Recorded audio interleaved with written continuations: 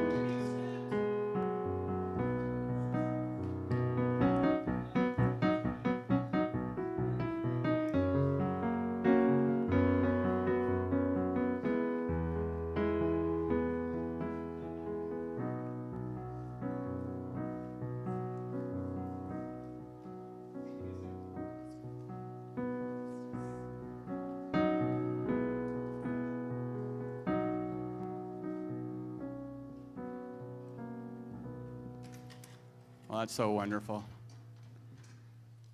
So I'd like to take time to thank everyone that is in service today. We're so grateful for those who show up in service on Sundays. We cannot pull this all together without all of you here. If you'd like to be part of our Genesis service team, please connect with Gideon after the service or inquire at the welcome table.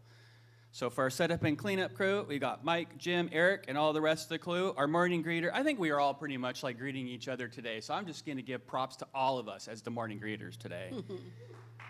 There you go. That's right. We can clap for that. Thank you. You don't have to wait for me to prompt you on that.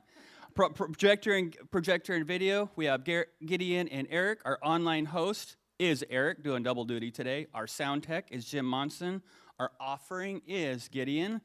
And holding space for us in consciousness at home is Reverend Rose. And our musician is the ever-talented ChristineEss Young.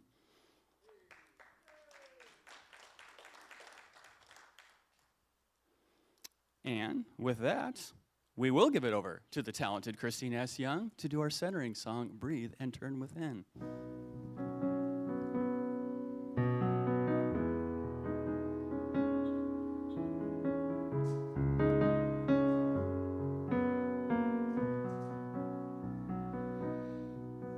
I breathe and turn within. I breathe and turn within. I open up my heart and feel God's presence. I breathe and turn within. I breathe and turn within. I open up my heart and feel God's love. I breathe and turn within. I breathe and turn within. I open up my heart and feel God's presence. I breathe and turn within. I breathe and turn within. I open up my heart and feel God's love. I pray and turn within. I pray and turn within. I open up my heart and feel God's presence. I pray and turn within. I pray and turn within. I open up my heart and feel God's love. I sing and turn within. I sing and turn within. I open up my heart and feel God's presence. I sing and turn within. I sing and turn within. I open up my heart and feel God's love. I open up my heart and feel God's love. I open up my heart and feel God's love.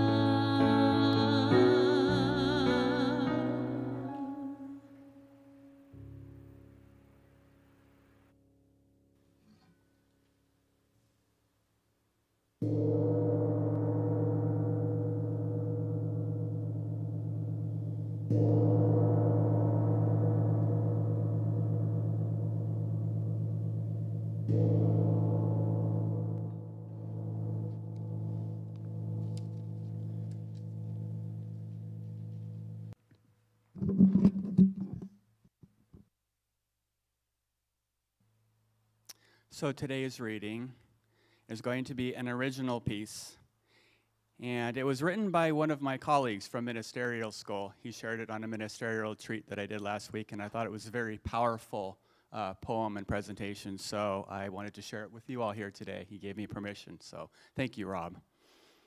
So I like this piece because it represents to me a powerful presence that we can be, not just as fathers or as mothers, but as human beings, able to make a difference in this world. And so the title of this poem today is called Fierce Grace, or Love in Action. He entitled it. Fierce grace rises when the world is loud with breaking, bombs in the distance, sirens in the streets, truth bent until it nearly snaps. It is not abstract. It does not float above the suffering. Fierce grace shows up. With its sleeves rolled up, its heart open, its feet planted in the mess of now. It refuses the lie that love is weak, that compassion is optional, that justice can wait. Fierce grace says, not on my watch. If it stands where bodies are targeted, where dignity is debated, where whole peoples are reduced to numbers, and it insists life is sacred. Fierce grace is love that organizes, love that protests, love that feeds the hungry and tells the truth even when voices shake. It is prayer with calloused hands. It grieves deeply for children lost, for earth wounded, for hope stretched thin, but it does not despair. Its sorrow becomes fuel. Where fear demands silence, fierce grace speaks. Where power hoards, fierce grace shares. Where systems harm, fierce grace disrupts, not with hatred, but with holy insistence. This is the spirituality of now, to love without illusion, to act without certainty, to stay human in inhuman times. Fierce grace is not calm acceptance. It is rooted in compassion, faith that moves toward the pain, love that refuses to look away. And even here, amid rubble, rhetoric, and rupture, fierce grace keeps choosing us, keeps choosing life, keeps whispering and shouting the same vow. Love will be practiced, justice will be embodied, hope will be made flesh. Thank you, Rob, for that. Let us go within.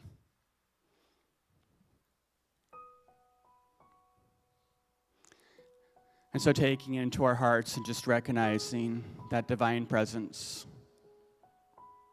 that divine oneness, that divine inclusiveness, that divine compassion that is us on this fantastic Father's Day, and realizing that,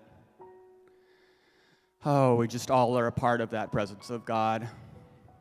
We're all a part of that presence of life itself. It is embodied and envisioned in each and every single one of us today. I realize it within myself. I realize it within my own presence as my own divinity that I have within myself, and the fatherhood that I have within myself, and the presence that I have within myself, not just to be a steward of my own children, but a steward of this land and this whole world. I realize that is divine presence within myself that I have, that I recognize, and I realize that that same presence exists with every single person here. We are all a part of that fatherhood. We are all part of that motherhood. We are all part of that divine gaiety, that divine earth that is within each and every single one of us today. It exists within us all, and so I realize that within us all, we take that presence of who we are out into this world with our compassion, with our love, with our presence, embodied into who we are. Call it fierce, call it grace, call it love, call it whatever you are. It is that spirit within each and every single one of us. And it always is deepening us, furthering us, opening us up into our own awareness of what we can do into this world and for ourselves. And so with that, I just give great thanks. I give great thanks for this time together. I give great thanks for this good presence. I give great thanks for this community. I give great thanks for this coming together and this sharing of who we are. I give great thanks for Reverend James and his consciousness as he guides us through this service with his love and his compassion and his grace for each one of us. And with that, I just release it all into that great spirit of that law that always says yes, always says yes, always says yes. I call it good in God, and so it is.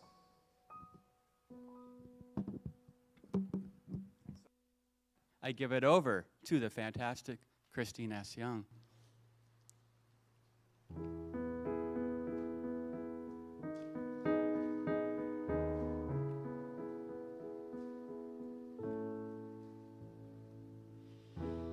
A lump in my throat, a weight in my heart, my body saying, pay attention. I want to let go, let this be in the past, but all I feel is tension.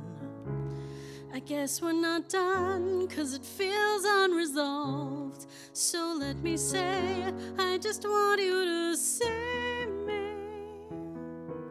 I pray that you see me. Allow me to be me and say that you love me. What's in my heart I long to share with you. I'll admit I fear what you might do.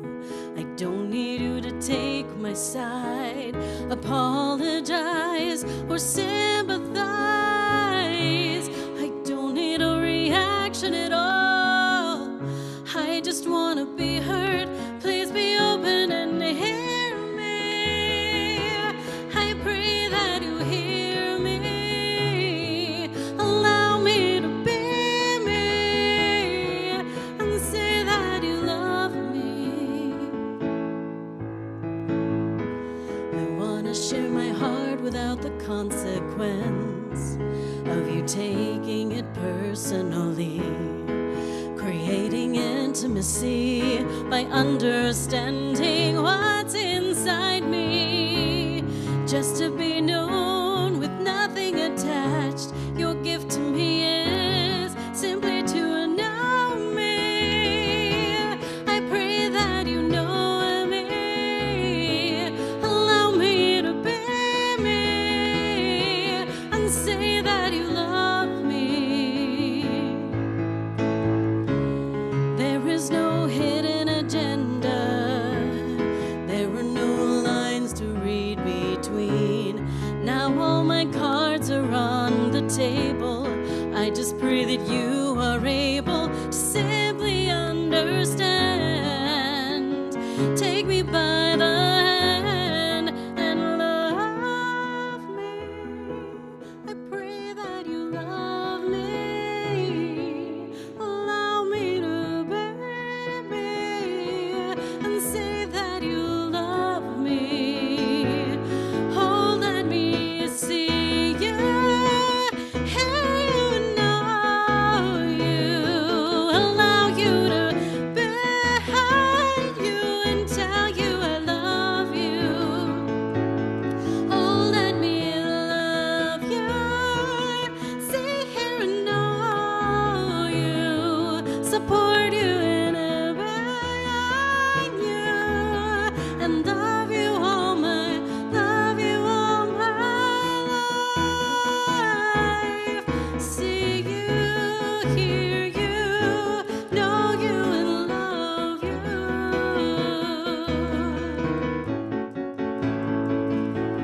Oh, just see me, hear me, know me, and love me, and let me see you too. Let me love you too.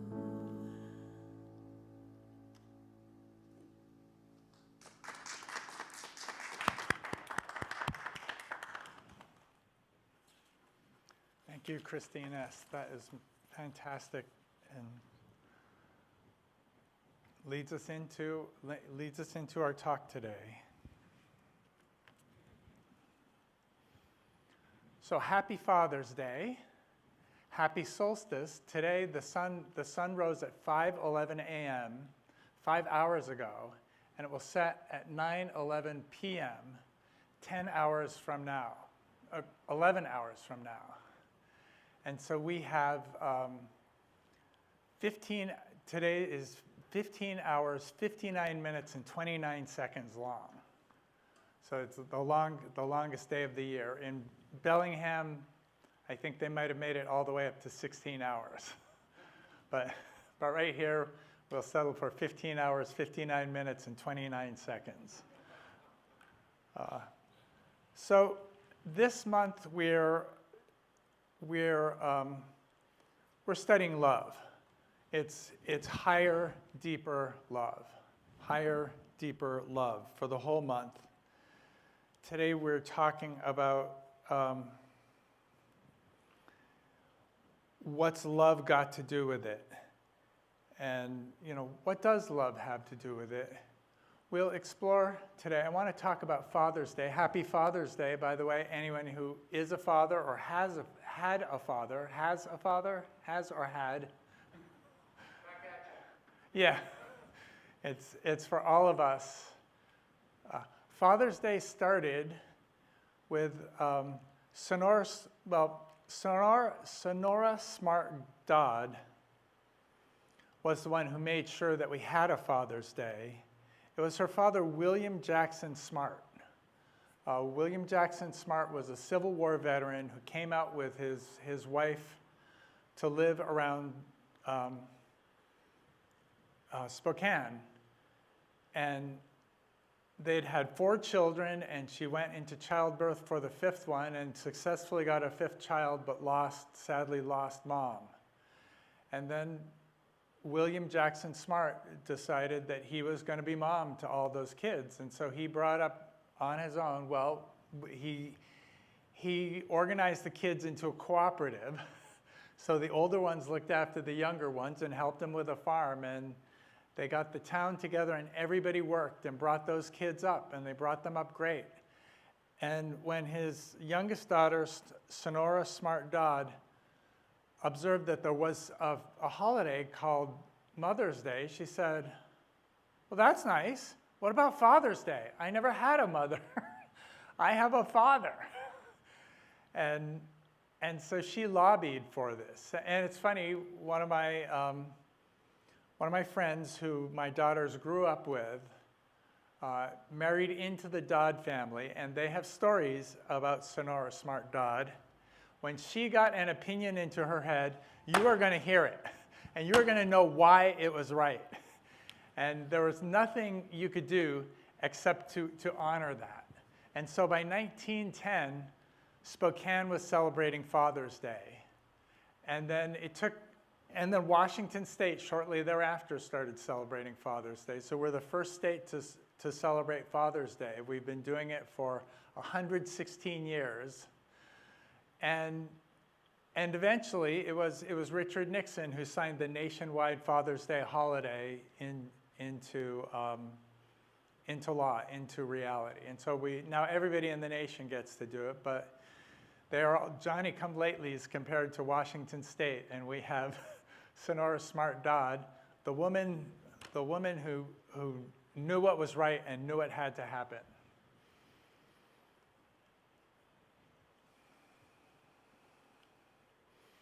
So I discovered that there is such a thing as a dad brain.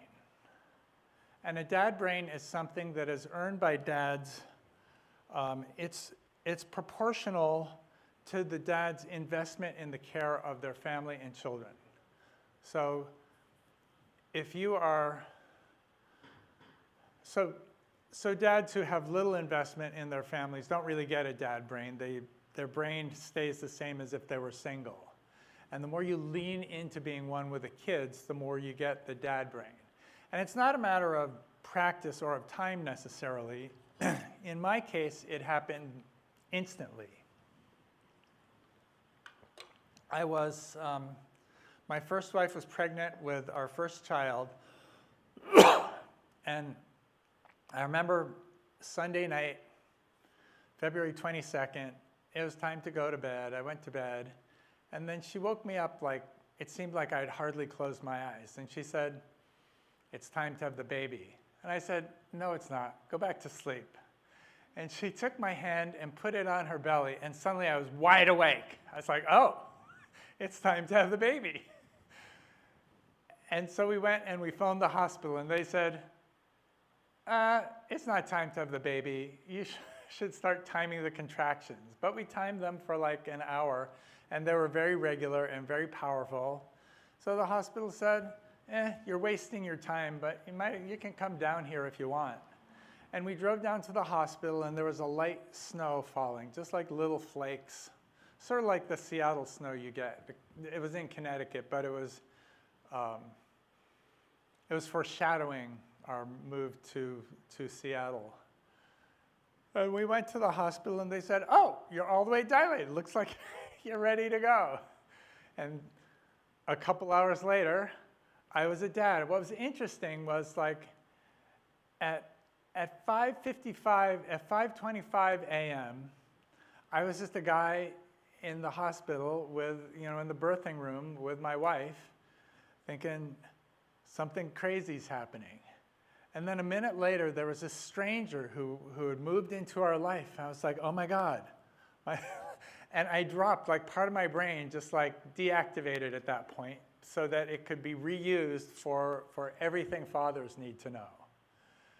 And so I got to hang out with little Angus for a few hours until he and Mom went to sleep. And then I had nothing better to do, so I went to my 9 a.m. finance class across town and sat in finance sort of in a haze. Like my whole body, soul, and spirit was over at the hospital with my wife and the new child.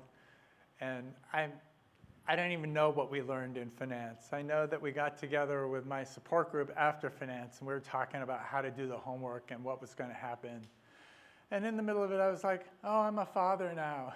My son was just born. And people were like, what? Why didn't you tell us? And I said, I just did. But one of the members of my support group was already a dad himself, and he warned me this. He said, what's going to happen is, you think that you're just going to be like you, except you have a kid too. But no, what happens is a whole part of yourself will drop away in order to make room for the kid, for being a father. And it did. So this is what Father's Day did to me. And I assume, I see a lot of good dads around here, or people who experienced, dads. And you can see how that is. It's a different way of being. I usually talk about it as inhabiting the archetype of the father. But I was excited to find, that there is such a thing as a dad brain. They can tell, they can see parts of the brain deactivating themselves and repurposing for use as a father. And this is why, for single people, when your friends have kids, why suddenly things that used to fascinate and delight them are of no interest whatsoever. And everything centers around the kids. And it's because our brains change. Mom brain has been a phenomenon for a long time. But being as self-interested as I am, I only started to observe it when they say, oh, it's dad brain too. I'm like, oh, so that happened to her. And so all you moms know this phenomena because it happened to you. We are going to talk today about Pope Leo XIV's encyclical on AI called Magnificat Humanitas. And I'm going to try not to bore you. I actually found out that Pope Leo XIV, the reason he did this, I can suddenly see the whole reason he became Pope was he had this Indiana Jones period in his life. But I want to back up before we get to that and start with bell hooks. And we know I've been talking about bell hooks all month.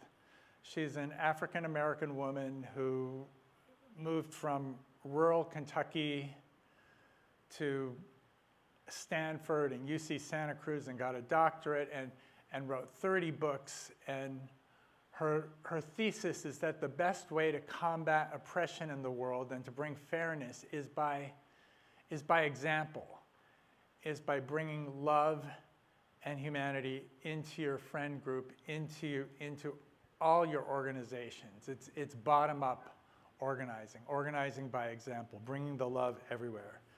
Bell Hooks says, awakening to love can happen only as we let go our obsession with power and domination. So we let go our obsession with power and domination. Culturally, all spheres of American life, Politics, religion, the workplace, domestic households, intimate relations should and could have as their foundation a love ethic. The underlying values of culture and its ethics shape and inform the way we speak and act. A love ethic presupposes that everyone has the right to be free. Everyone has the right to be free. Everyone has the right to live fully, and everyone has the right to live well. To bring a love ethic to every dimension of our lives, our society would need to embrace change. Individuals who choose to love can and do alter their lives in ways that honor the primacy of a love ethic. And I think, I was in management school, and I just dropped all the control, because there's no control involved at all with having children. I thought there was, but I found that in fact each of my children is their own person, and they're determined to be that no matter what opinions I may have about it. And having a love ethic really helped me cope with that. We choose to work with individuals we admire and respect. We commit, which this is one of the things I always love about Genesis, is so many individuals who I love and respect, and so this is a rich atmosphere for that. It's good training.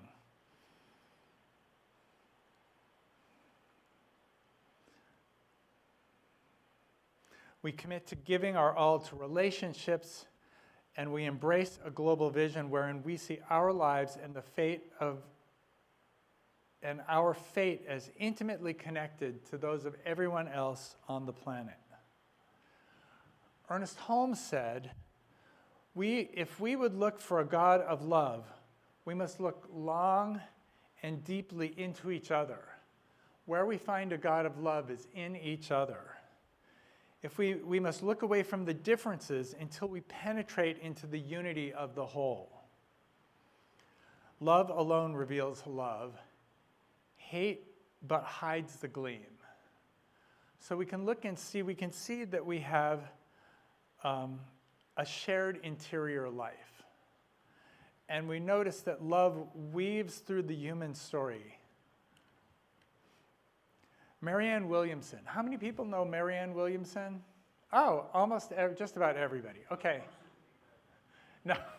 Well, it's funny. She used to go, so she started off being somebody who wrote Course in Miracles books that were way more accessible than like a year-long study. And I went to a couple of talks of hers, and one of the things that she was famous for is she would hug every single person in the audience who wanted to hug her.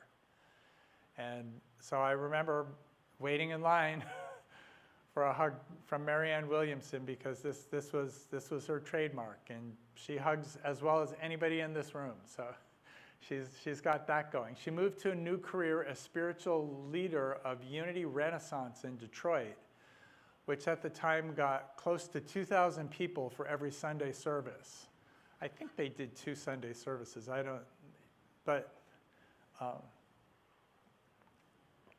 It was very popular there, and she was very good at it. She went into politics for a little while, and now she's back out of politics and has written a new book, Midlife Awakening. And so she's on the road promoting her new book, Midlife Awakening, which is about,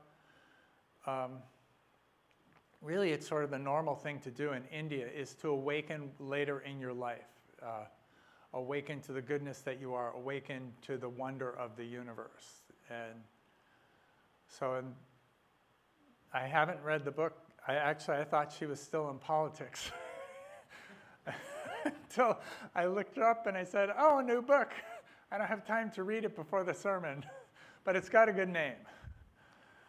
So Marianne Williamson says, love is not a feeling, it's an ability. You have an ability to love. Love is a choice. You can choose to be loving even when it's difficult, even when there's conflict, even when there's pain. It's something we learn how to do. It's something we choose to do, and we actively do it. And this is what Course in Miracles says, is you can choose love or fear. You can choose a contracted emotion or an expanded emotion. And she encourages us to choose the expanded emotion. And when we find ourselves in the contracted emotion, We can do jujitsu and love the contracted emotion. We can let go of the contracted emotion. We can negotiate it. We can invite it to tea like Buddha did. But we know that our very nature is to be expanded into the expanded emotion of love. So the love we experience is a magnificent, complex gift woven through our shared human story. And when we feel the universal longing for connection, for belonging, for something more, this allows us to view ourselves and each other with greater compassion.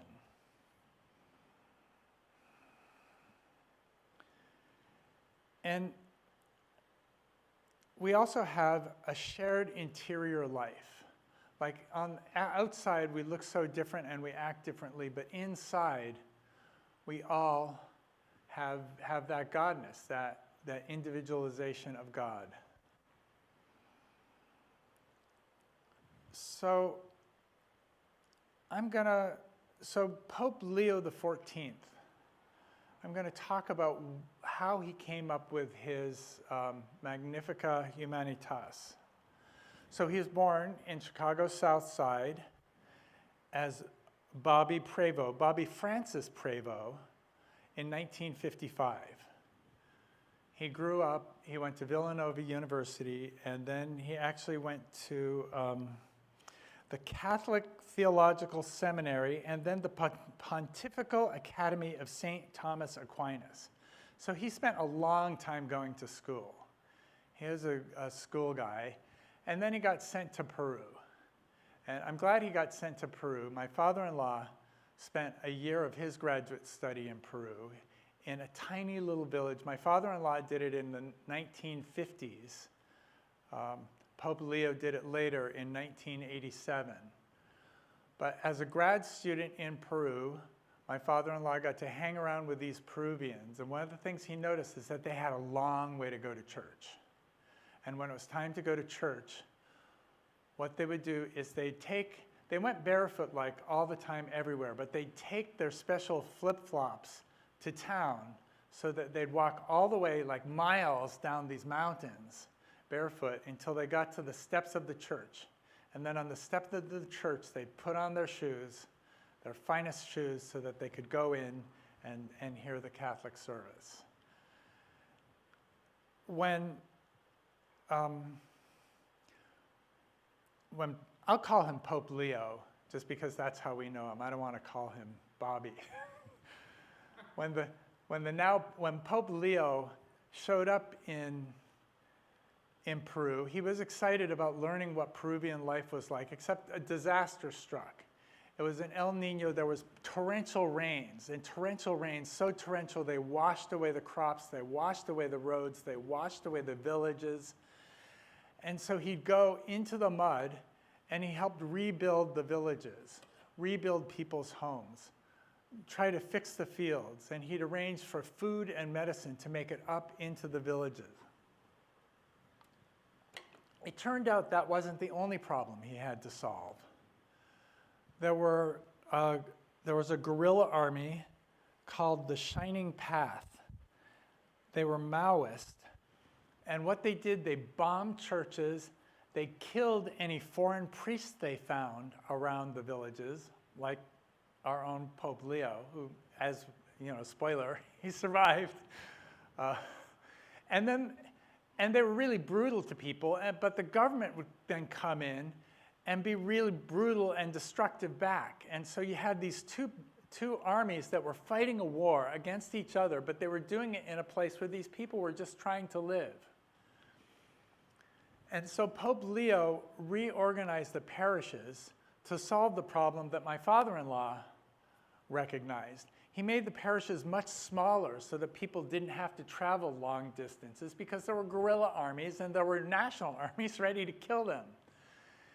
And he trained lay people to run the church services in the villages so everybody could have a local church. And he did that throughout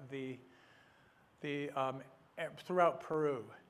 He made sure they all had food, and he organized ways to get food even into the smallest villages. The smallest, most remote villages were the ones that suffered the most from the guerrillas, from the fighting, from from the rain washing away their houses and their fields. And he got all this going, and then he loved it so much after that he ended up actually, so the Maoist guerrillas, the whole war was going on the whole time he was there. Luckily, the rain stopped after a couple of seasons so that people could start growing food again. But he kept people from becoming refugees. With this fighting, with this natural disasters, they managed to stay in their homes because he was organizing to have food brought to them so they didn't have to abandon their homes, to rebuild their homes so that they had a home to stay in, and they had the threads of their community to support them. So that after that was sort of done successfully, he was actually named head of the Augustinian order. I have to tell you, Augustinians, Dominicans, Franciscans, who are all these guys? The Augustinians are about interior work. Their main thing is that we are all the same inside. We find God in us. And what we do is we interact with people through education, through service to the poor, through works of charity, but it's all about our interiority, about noticing God within us. Whereas the Franciscan order is all about service. It's all about serve the poor and you're doing God's work. The Jesuits are about the intellect. The intellect will detect all the things that have to happen. You can see that Pope Leo sort of did all of that in his time. He used his intellect to get food and medicine to people. He used his, he certainly was serving the poor. He was helping out the least of those in Peru. And he was very much in his interior. So he was head of all the Augustinians. They made him move to Rome for that. In 2017, Pope Francis made him a bishop and sent him back to Peru. And it was just in time because they had the exact same kind of floods that they'd had back in 1987. And this is the guy who'd set up the whole system. And so they had no problem with the floods and no guerrillas. There's no war going on. So man, he could have done that in his sleep. But it was good timing for him to go back there. But then Francis brought him back to Rome after he got to do like a victory lap in Peru, made him a cardinal. And then when Pope Francis died, Pope Leo famously sent a text message saying, well, at least I don't have to worry. I'm an American. I cannot be elected Pope. But on the fifth try, he got the smoke, and so he got to be Pope. And he came up with his encyclical. So the reason I told you that whole story about him in Peru is that it really makes me appreciate what was going on with him and this encyclical. I have to thank Eric for the slides we're going to see. Actually, let's first say let's say our affirmation together. I forgot this because of all the other things going on. Love is the faces and the life around me. Love is the faces and the life around me.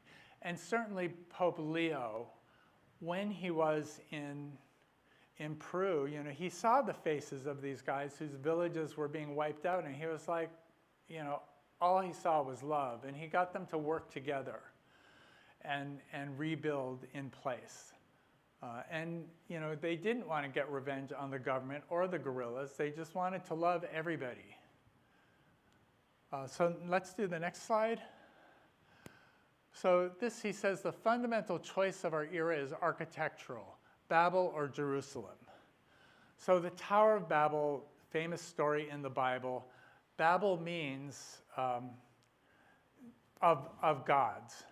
And what the Tower of Babel was people decided to build a tower up to heaven so that they would have the power of the gods. So they would have that power.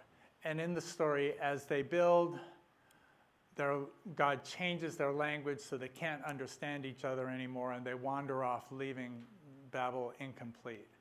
But really what happens is if you're building, if it's with your intellect, you can get vast power, but your heart is where you make the connection.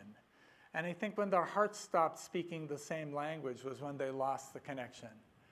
And Jerusalem. Now, Jerusalem's hard because of politics. It doesn't seem like that nice a place anymore. But think 3,000 years ago, when these guys were coming off of, they were strangers in a strange land, and they found Jerusalem, and Jeru means city, and Salem is for shalom. That's like peace or love. So this is the city of love. And they had rules. They had rules about looking out for the least of us, making sure that the widow and orphan had what they needed, welcoming the stranger as though they were one of you. And so all of these were rules they had in Jerusalem. He talked a lot about Nehemiah, and so this is Jerusalem. This is people interacting with each other, people loving each other, people leaning into each other, people being interdependent. I like this. I don't have to point at this. This shows people being interdependent. It's got the place of honor today. He talks about Nehemiah, who was, during the Babylonian captivity, they took away, the Babylonians conquered Israel and took away most of the people, certainly everybody who knew how to run things, from Jerusalem and brought them to Babylon. And then generations later, Nehemiah said, "Can I go back to Jerusalem?" And they went back and found the people in Jerusalem had been mistreated. They're being attacked by their neighbors and things stolen from them. And Nehemiah said, "We'll rebuild the walls." And everybody got up in the morning and they prayed together and ate together and built the walls together. And then they had lunch and they prayed together and ate together and then went back and built the walls together. And then they had dinner and they prayed together and ate together and they set guards across the city. And everybody worked together beautifully. And they find out once they got the walls set up, well, then they started bickering. It's actually very sad. But it's also understandable. This is where Ezra comes in, and Ezra says, never mind what Ezra said. Let's go. Ezra said, "We hate the stranger." And Nehemiah said, no, we love the stranger. But this is, so we are all on Nehemiah's side. So I'm showing these four encyclicals to show you what to expect from Pope Leo's encyclical by example. And people think that he took the name Pope Leo because this encyclical in 1891 for industrial labor was put into place, was created by Pope Leo XIII, the last Pope Leo before this one. And what the industrial labor one was, this was at the beginning of the Industrial Revolution when workers were terribly treated. And Pope Leo was like, no, you got to be good to workers. We got to look after everybody. And it took decades, but now the kind of conditions they had in factories in the 1890s are incomprehensible to us. And I know that there are factories that are like that, but 99% are not. So the whole world has moved to taking care of workers. In 1967, Pope Paul VI, or Saint Pope Paul VI, had one on global development where he talked about moving from just economic growth to looking out for poor people. This made a huge difference, not right away, but 1967 to now. In 1967, 55% of the population of the world were food insecure, were extremely poor, were not able to take care of themselves or their families. They were stunted. Now it's 10%. And I know 10% is way too many, but it's not 55% anymore. Thank you, Pope St. Paul III, Sixth. Integral ecology. This is Pope Francis's encyclical, where he said, we got to watch out for the ecology. And out of that came the Paris Accord, where people agreed to try to prevent global warming. And yes, a lot of the things the Paris Accord wanted to happen are coming along much more slowly than we wish. But Washington State and Texas and a bunch of other states generate most of their energy from renewables, from solar, from wind, from hydro. And it's happening more and more as solar gets cheaper and cheaper. And so Pope Francis, even just 11 years later, is making a big difference. So Pope Leo is about the digital ecosystem and how to use computers as though people are important. So let's do the next slide. And so we contrast the Babel view and the Jerusalem view. So the Babel view's core goal is optimization and the elimination of human limits, which is great. I want to optimize myself and be done with human limits, but really we want integral human development oriented towards the common good. Really we want the common good. This is where having completely addictive social media is. Social media can have a positive effect or a negative effect on us. Why don't we lean into the positive effect? Of course, this is what we all thought, back 20 years ago when social media first started. We thought, this is great, we'll all be able to communicate. Then we found there's a downside to it. But as much as we can create a downside, we can create an upside. The view of humanity, the Babel point of view is that we're flawed, and so we need technological improvement. The Jerusalem side is that we love vulnerability. We are all on Brene Brown's side, and we know that our vulnerability is our greatest strength. Our value system, that Babel wants to, efficiency and our performance are absolute, but we know that we want technology to heal and connect and integrate our natural limits rather than escape them. We want to integrate our natural limits. We want to heal and connect with our technology.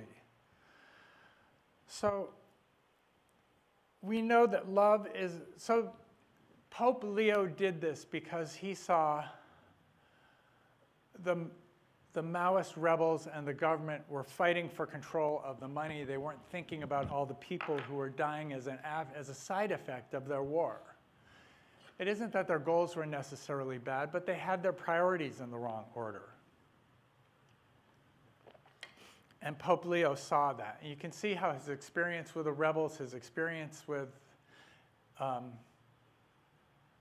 people, with their villages destroyed facing famine, all of this, he brings into this. This is why he's always telling people, be nice to immigrants and don't make war. War just makes it harder for everybody. So let's right now, so let's see, and the reason this is powerful, it's powerful for a bunch of reasons, but reason number one is that there are 1.5 billion Catholics in the world. It's about 20% of the world's population. And so people listen to the Pope. The other thing is when you look at the idea, actually let's go a couple of slides down to the, one more.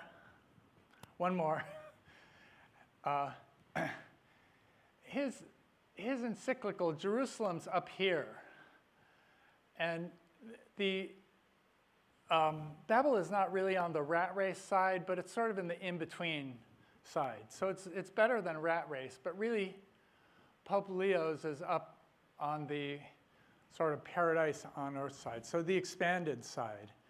And so that's what he's trying to do. And so his message has a power all on its own. So let's touch our hearts and breathe into our hearts. Let's open our hearts to appreciation, to love.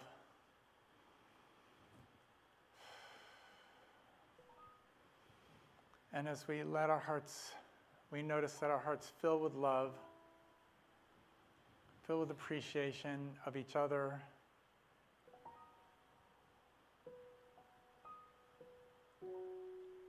of a man using the power of his office for the good of all humanity, of a person connecting with other people and encouraging the connection by example,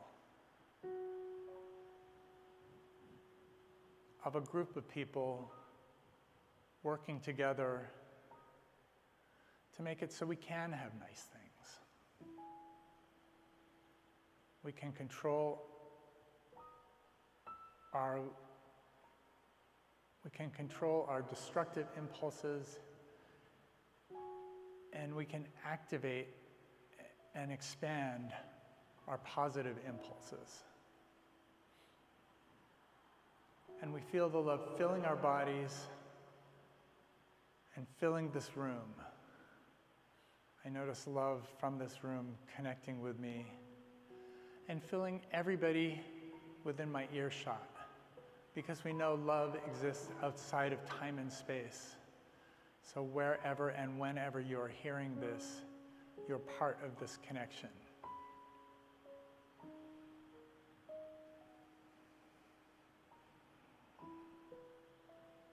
And we can feel this love weaving us, and we know it is woven throughout human history.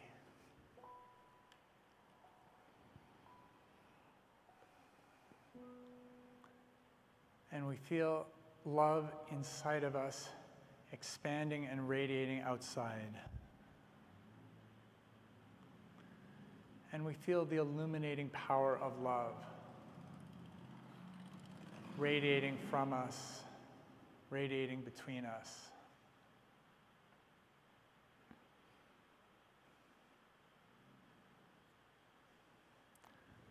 And I know that God is love. This love that connects us, the love that weaves us together as the fabric of the universe is that God.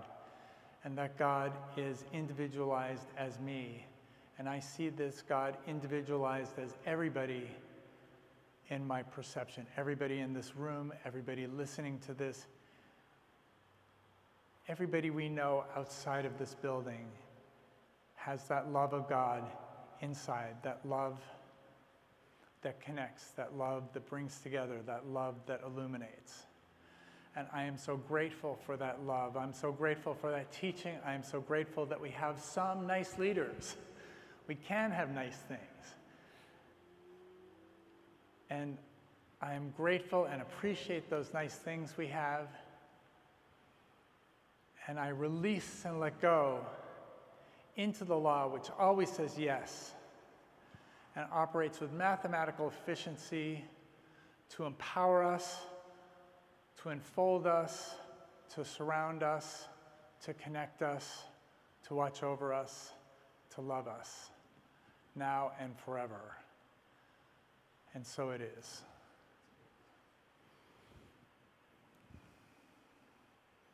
And so let's say once again our affirmation for today. Love is the faces and the life around me.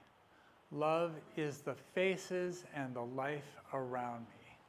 Love is the faces and the life around me.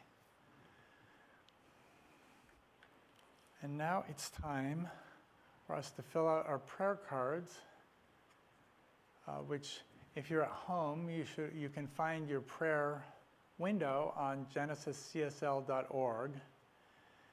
If you're here, hopefully you have a yellow prayer card. And here, I've got one for you.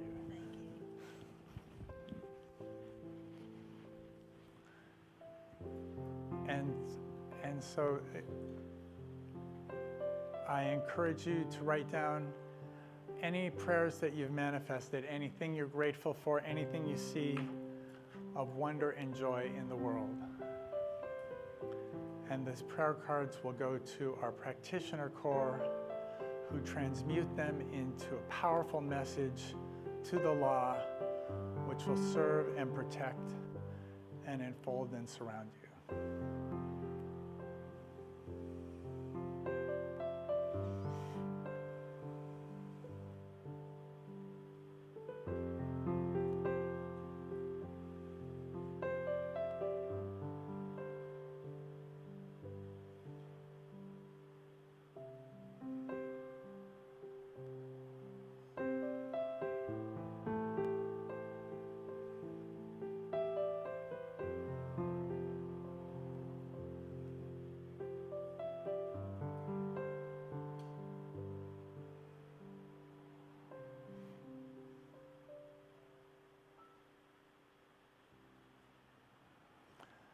And now ChristineEss will sing us another inspiring song.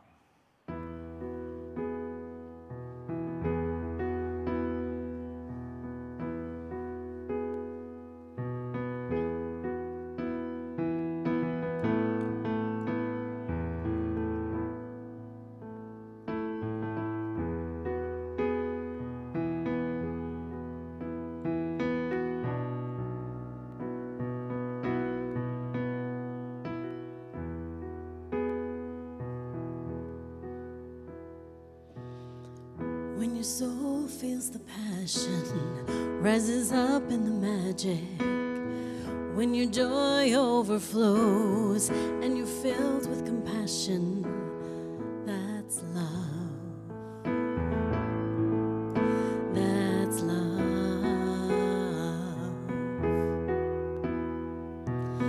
What you see and what you learn, it's not the ultimate concern. It's what you choose to think and be, and feel the truth that sets you free. That's love, yeah, yeah, that's love.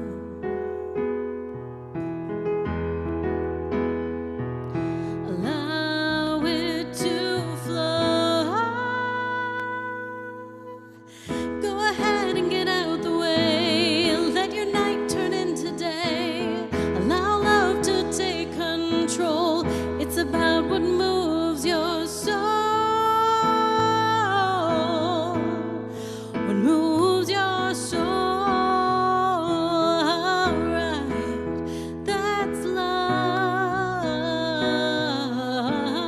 yeah, that's love.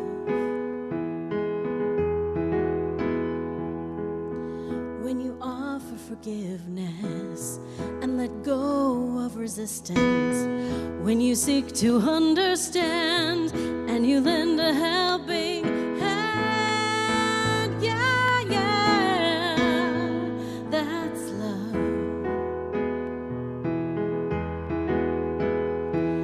Allow it to flow. Go ahead and get out the way. Let your night turn into day. Allow love to take control. It's about what moves your soul. Yeah, yeah. What moves your soul. Right. That's love. That's love. Whoa,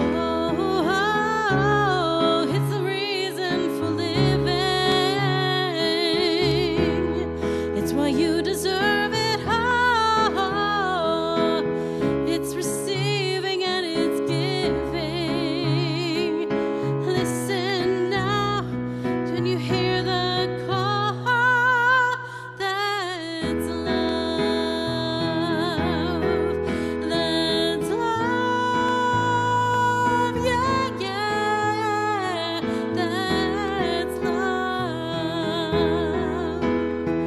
Allow it to flow.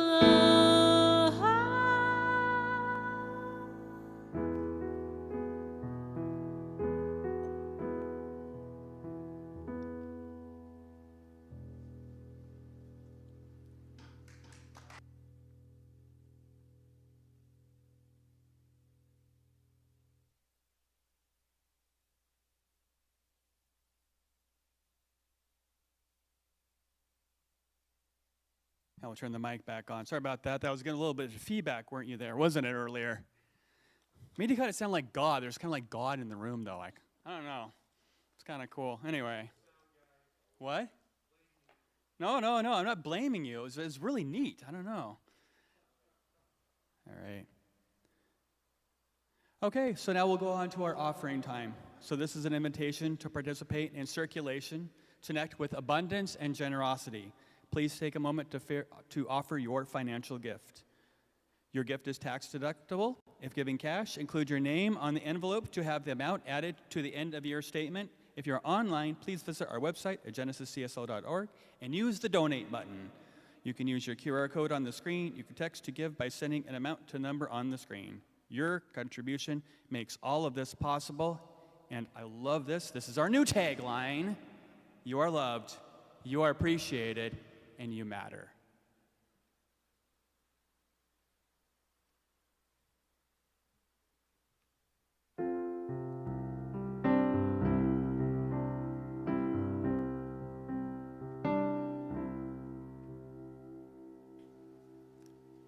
And so I just invite us to hold our prayer request and our offering next to our heart as we say our offering blessing together. Divine love, through me, blesses and multiplies all that I am, all that I have, all that I give, and all that I receive, and I am thankful. And now, Gideon will go around and collect our offering. We sing together, I give because I believe.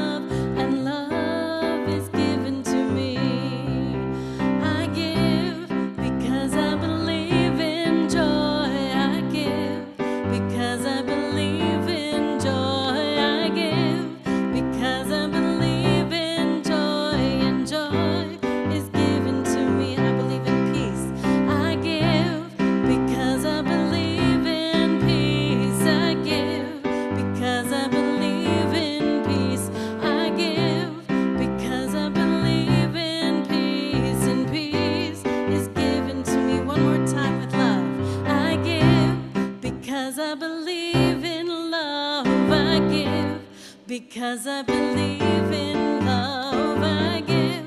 Because I believe in love, and love is given to me, and love is given, and love is given to me. One more time. And love is given to me. That was awesome. Hey, Rev James, will you come up and hold this for a second? I have like only 2 hands here. Thank you. I just wanted to bless it while I was doing this there. All right, that's awesome. So it's with deep gratitude we receive these gifts, recognizing the power of stepping into the flow of divine goodness. We allow ourselves to receive as we give, embracing the circulation of bounty for all. And so it is. Thank you for that. So thank you all for joining us today. You can join us for food and fellowship after the service. I'll be in the alcove for anyone who wants a spiritual practitioner. Wishing everyone a week filled with joy, love, and true connection. Please stand and sing our closing song, Together We Rise.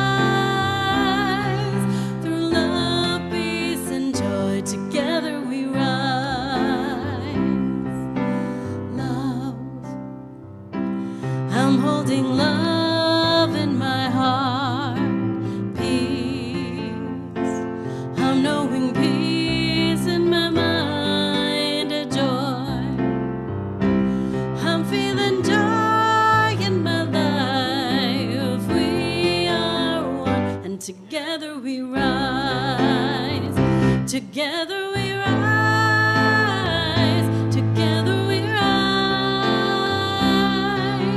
standing in beloved community. Together we rise, together we rise, through love, peace, Together we rise, together we rise, standing in beloved community. Together we rise, together we rise, through love, peace, and joy. Together we rise, through love, peace, and joy. Together